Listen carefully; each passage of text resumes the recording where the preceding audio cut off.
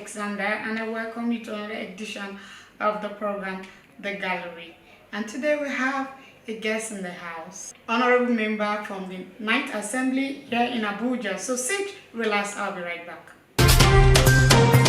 Honorable Tajudeen Obasa is a politician par excellence. Born in Ojo, Lagos State to the family of Alhaji Nurian Obasa, he had his elementary education at Michael Primary School and proceeded to Awori College, Ojo, Lagos, where he obtained his secondary school certificate. He gained admission to Lagos State University, Ojo, Lagos, to study law between 1993 to 1997. He also acquired a diploma in Arabic and Islamic Studies from Olorun-Sogo School of Arabic and Islamic Studies, Ojo. Young Obasa started his working career with American International Insurance Company, ICO Nigeria PLC, as a sales representative in 1990, before moving to Alpha Cargo Transport Company in 1993 as Assistant Operation Manager.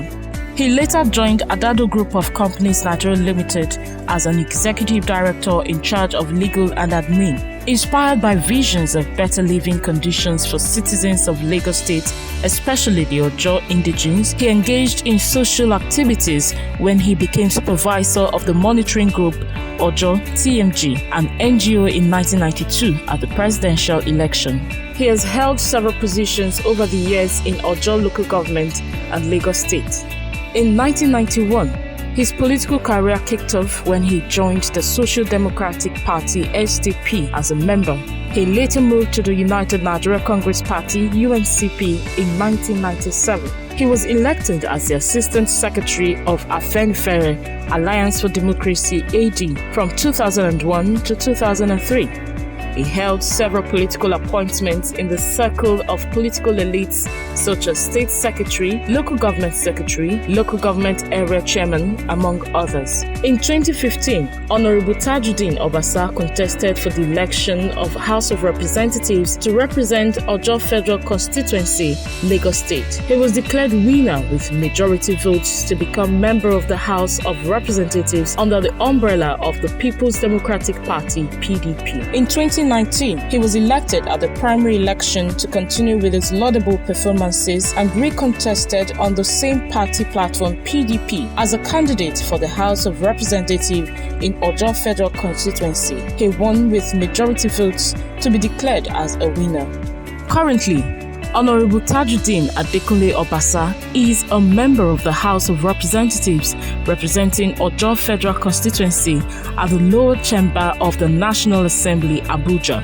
He is a fellow member of the Institute of Strategic Customer Service and Trade Management, honorary fellow of the Institute of Information Management and Research Fellow, International Association of Research Scholars and Administrators. He has received many awards from different organizations, and he is happily married and blessed with 4 children. So welcome our guest today. He is Honorable Obasa Tajudeen. I welcome you to the program, sir. Nice meeting you. How are you doing, sir? I'm fine. Well, it's been a long time. We've been hoping, wishing to have you on our program. Yeah. So we give glory to God for giving us the opportunity to be with you today.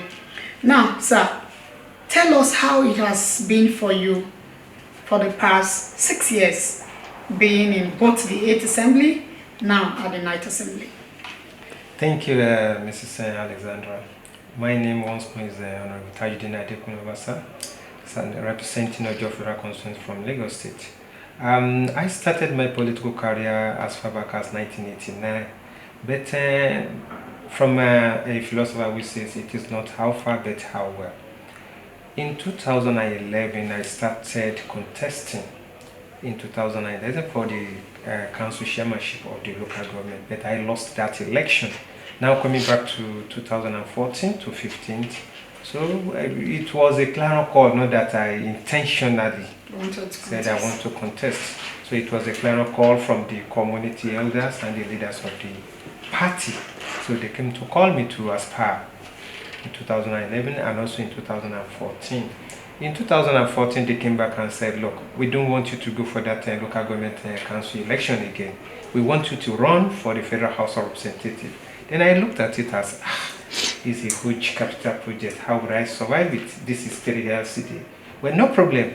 I heed to their advice, and we swing into action.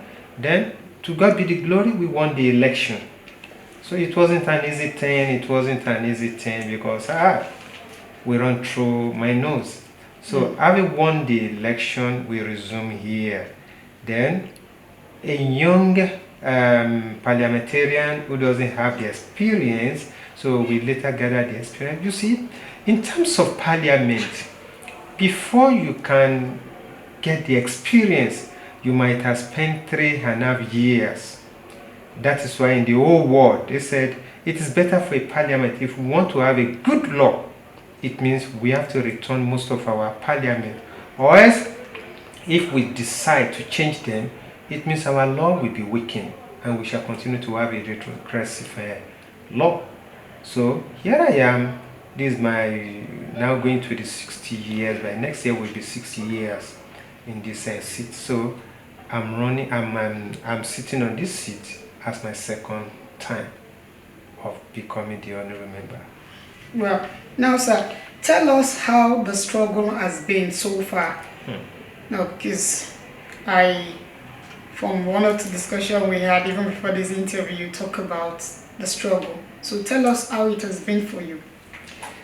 Thank you, Ms. Alexandra. You see, as I said earlier on that I don't think that I can become a public holder because I always fight for the right of the people as a human rights activist.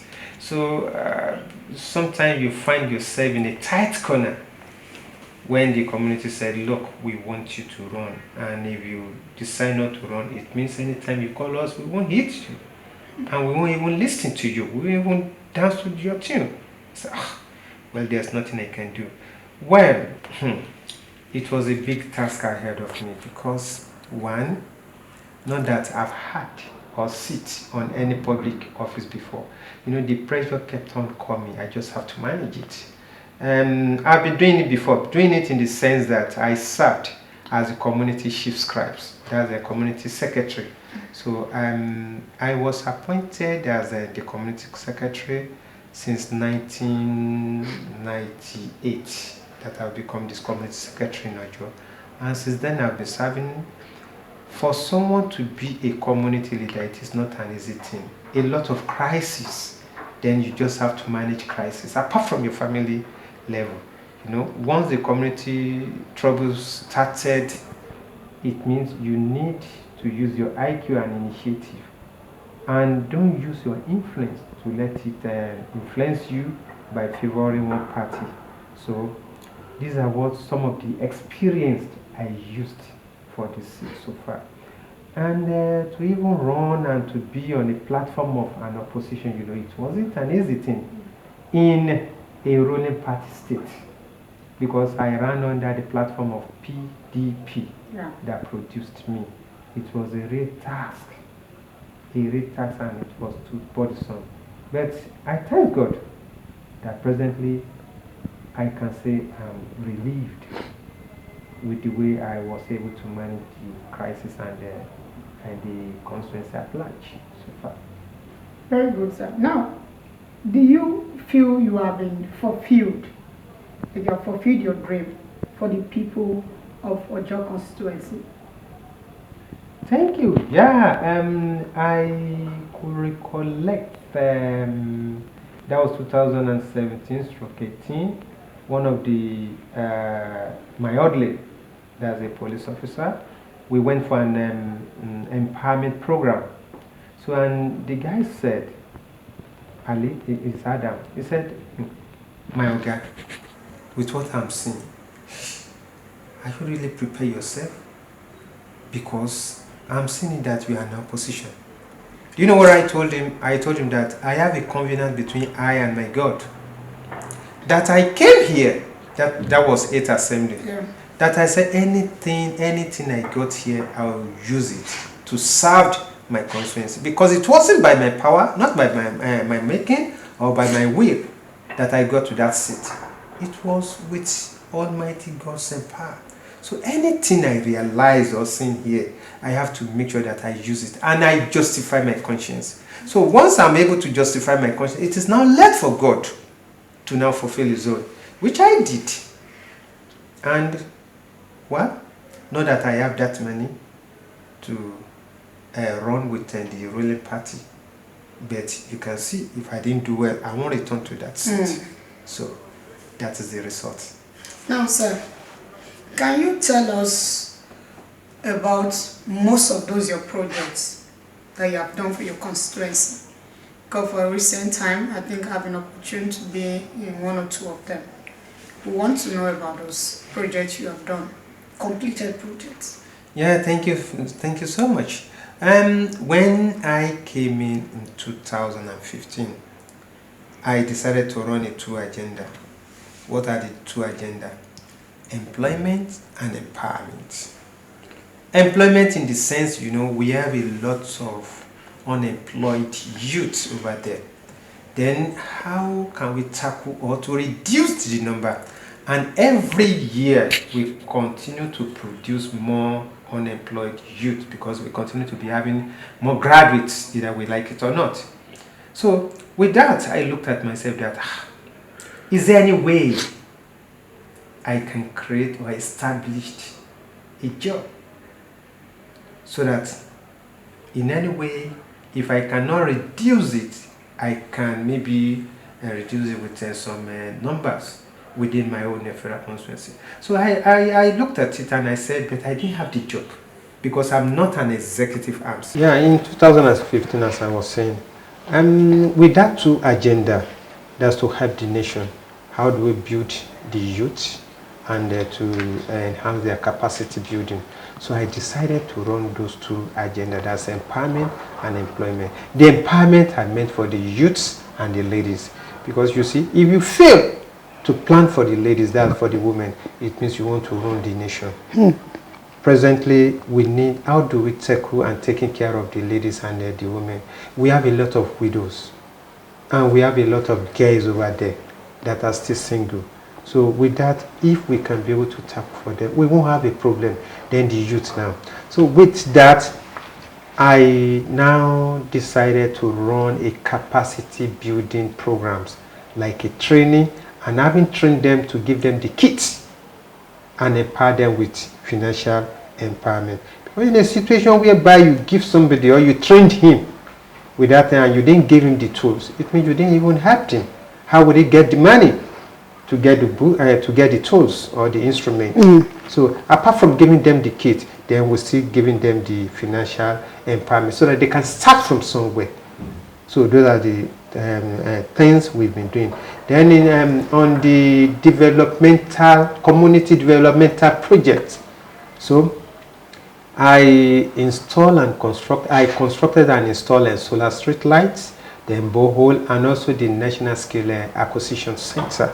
So a lot over there. As a member of pension committee, are you going to tell yourself that you have been so productive? Of course, yes. Of course, yes. We, under that committee, we forced the regulator and the other agency. There's the PENCON, the PITAD, the PENUM, and so on and so forth. You see, we need to plan for the aged. We are active today. We don't know what will happen tomorrow. If you think because you are happy and you are active, you have everything, you don't know what will happen to you tomorrow. But anything you plan now, don't say because I'm not in that position. So all of us are coming to become a pensioner tomorrow. So with that, we need to plan for them. That's why we call all the regulators that, what are you guys doing? The pensioners are really crying. So how do we come to their aid? We need to relieve them from the burden, and which we did.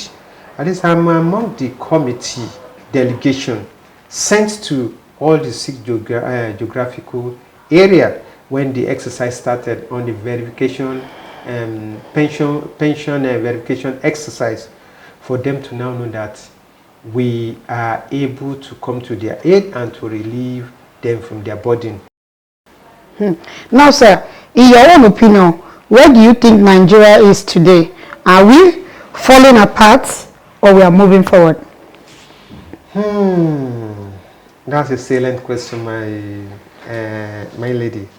I'll talk on one, and I don't want to talk on others, and I have my reason, please, for that. Pardon me. It's okay. Nigeria is a one country, and you see, we sworn to an oath when we were sworn in the chamber, and that oath we all pledged to make sure that we defend the unity and oneness of this great country.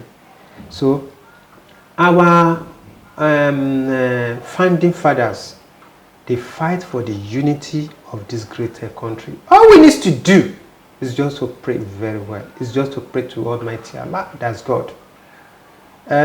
We should stop condemning our leaders. From the divine books, it said, pray for your leaders. Let us pray to God to touch our leaders' mind so that we can have a good mindset. They can now know that, look, I am a president today. I should preside well so that whenever I leave this seat, Office, yeah. people will talk about me. I may be House of Representative today as a member. I should try as much as possible to legislate well and to make a good law that will be impact the betterment for our people over there. Not just because I've become a member, then the next thing I should be arrogant. No. Humility is the best. If I'm a governor today, I should govern well against tomorrow. That seat is not forever. Either we like it or not, we are going to leave that seat one day. Somebody was there yesterday. We may be there today, another person may be there tomorrow. So whatever we do today will transpire what will happen tomorrow. Thank you. Thank you, sir. I just want you to give us, that is, you have it offered every number of your youth. Have you been able to empower that, yes, people can actually go there because it's going to go on air and okay, yes, he said this, yes, he did it. Can you recall? Yeah, I'll be able to touch about thousands of youths live over there. I remember when we started from the agricultural sector. That was training them on their poultry production.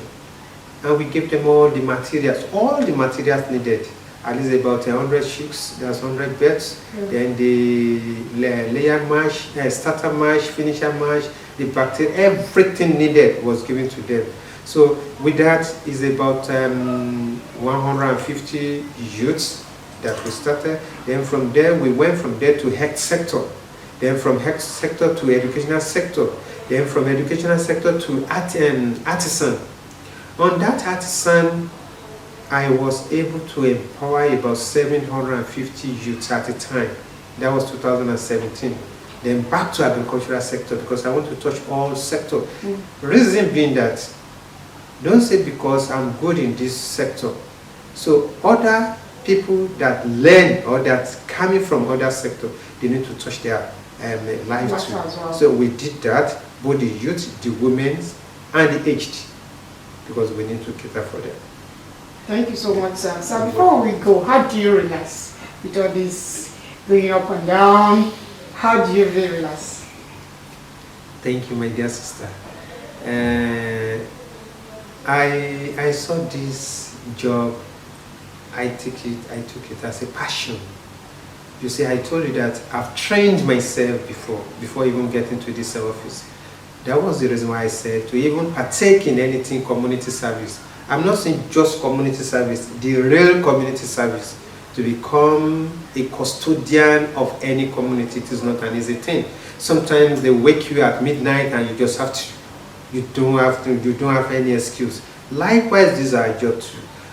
We will start the plenary section from Tuesday to Thursday. Then on Friday, if you're on any committee, you go for an oversight from Friday, then coming back on Monday. And then immediately after your plenary close of each legislation day, you have to start your committee meetings and so on and so forth. So there is no time for us to even say, oh, let me do my own family thing. And that is the reason why we have legislative holidays.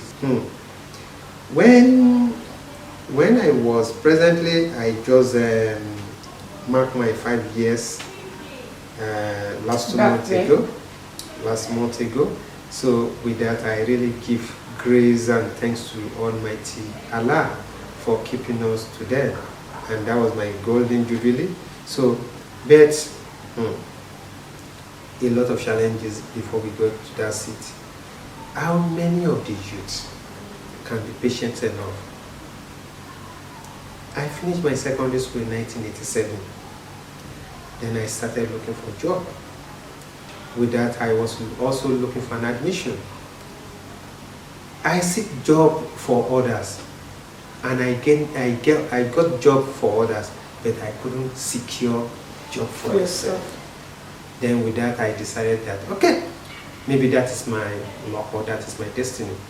Let me quickly establish on my own and stand on my own and to be a self-reliant.